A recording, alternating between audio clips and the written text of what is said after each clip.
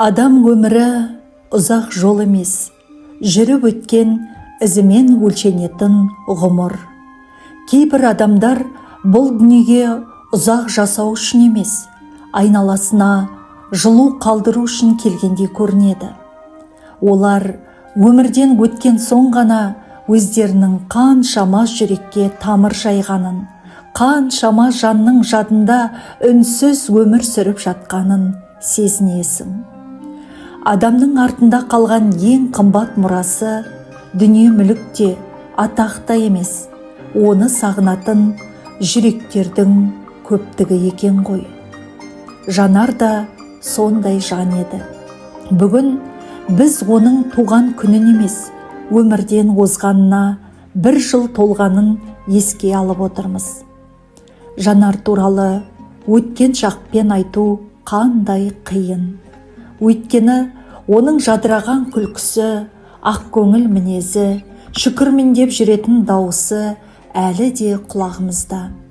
1 жыл өтсе де бір қарағанда есіктен кіріп келетіндей, аялдамада кездейсоқ жолығатындай, жағдайың қалай деген сұраққа баяғы әдетімен шүкірмін деп жауап беретіндей сезіледі.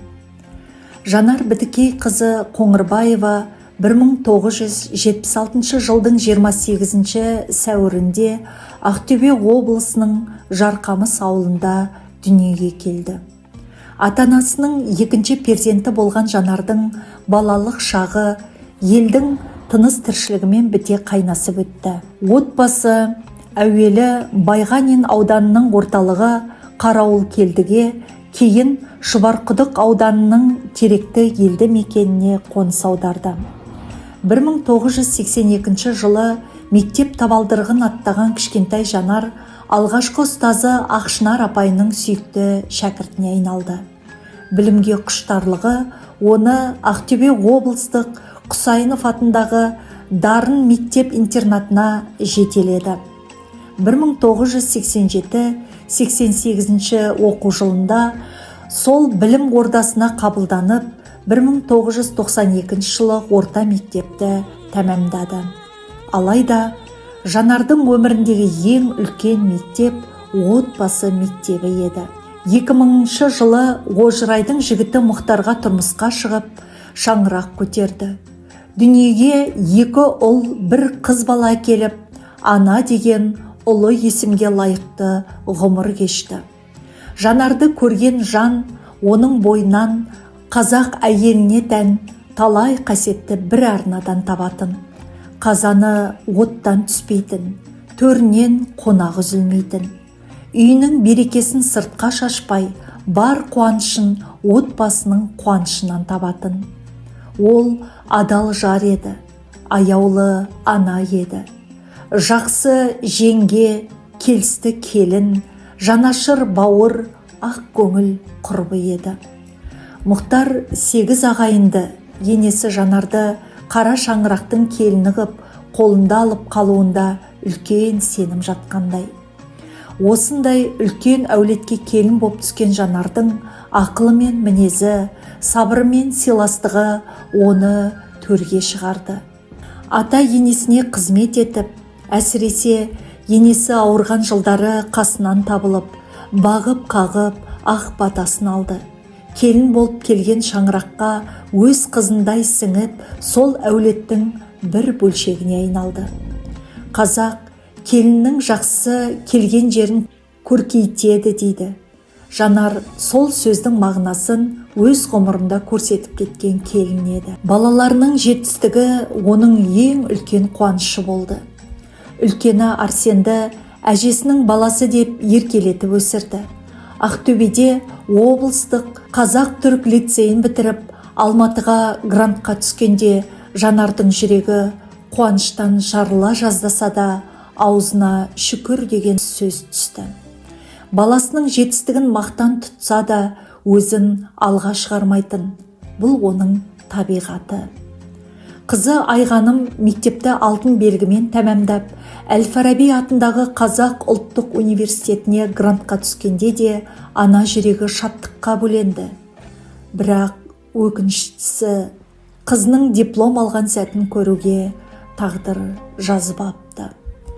Ал кенже ұлы Асланның мектеп бітіру кешінде болған бір сәтті Жанар ерекше ықыласпен айтып жүретін. Асланым 9 сыныпты бітіріп, аттестатын алатын күні тығыз шаруамен кешігіп бардым. Мені көргенде балам ебіл-себіл жылады. Өтініш жасап, музыка қойғызып, балам екеуміз вальс биледік дейтін. Осы бір қарапайым ғана әңгіменің ішінде сондай аналық үлкен махаббат жатқандай. Бәлкім, сол кезде ана жүрегі алда не боларын сезді ме екен? Бәлкім, баласының жүрегінде анам менің мектеп бітіру кешімде қасымда болды деген өшпес естелік қалсын деді ме екен? Қалай болғанда да бұл вальс ана мен баланың соңғы емес, мәңгілікке жалғасатын биі секілді. Өйткені ана мен баланың арасындағы махаббатты ажал да үзе алмайды. Жанардың өмірге деген көзқарасының өзегінде бір ғана сөз бар еді: шүкір. Отбасы қиындық көрген кезде де ол тағдырға өкпе айтпады.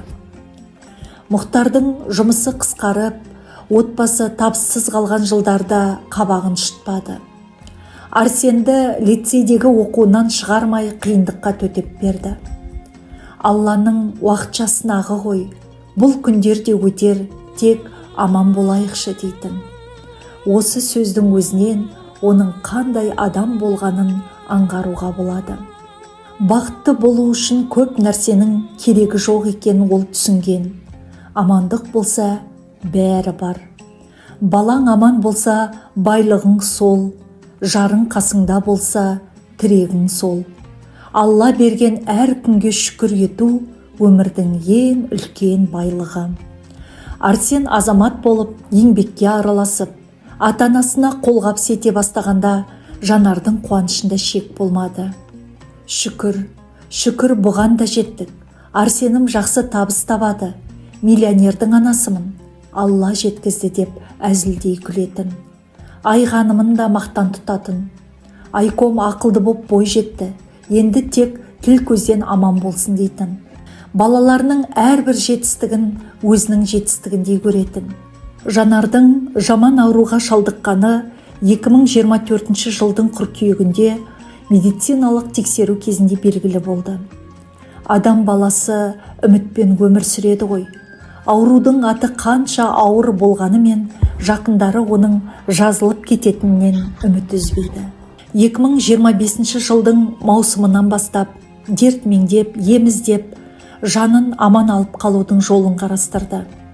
Мұхтар жан жарын сіңілсі Мәншікпен бірге Түркияға апарды. Бірақ тағдырдың жазуын адам өзгерте алмайды екен. Жанар комаға түскенде Мұхтар 12 күн бойы жат елде, жанында танитын адамы жоқ, тілін білмейтін ортада аппаратқа жалғанған жарының жүзіне телміріп отырды. Бір кездері үйінің төрінде күліп отырған, балаларының қамын ойлаған, қонағын күтіп, қазанының қақпағын ашып жүретін Жанар енді үнсіз жатыр. Сол сәтте адамның дәрменсіздігі қандай десеңізші.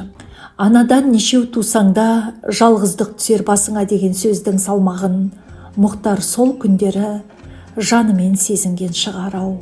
2025 жылдың 23 қыркүйегінде Жанардың жүрегі соғуын тоқтатты. Бар болғаны 49 жас. 49 жыл күнтізбедегі сан ғана. Ал Жанардың ғұмырына үңілсек, сол жылдарға қаншама адамның қуанышы, қаншама отбасының берекесі, қанша баланың арманы, қанша достықтың жылуы сыйып кеткенін көреміз. Ол отбасы, отағасы, балаларым, бауырларым деп өмір сүрді. Өзін бақытты ететін дүниені алыстан іздеген жоқ. Оның бақыты өз шаңырағында еді. Жанардың тағы бір ерекше қасиеті ешкімнің көңілін қалдырмайтын еді. Досының туған күнін ұмытпайтын. Біреудің қуанышын өз қуанышындай қабылдайтын. Қиындықта жұбата білетін. Әңгімесі таусылмайтын.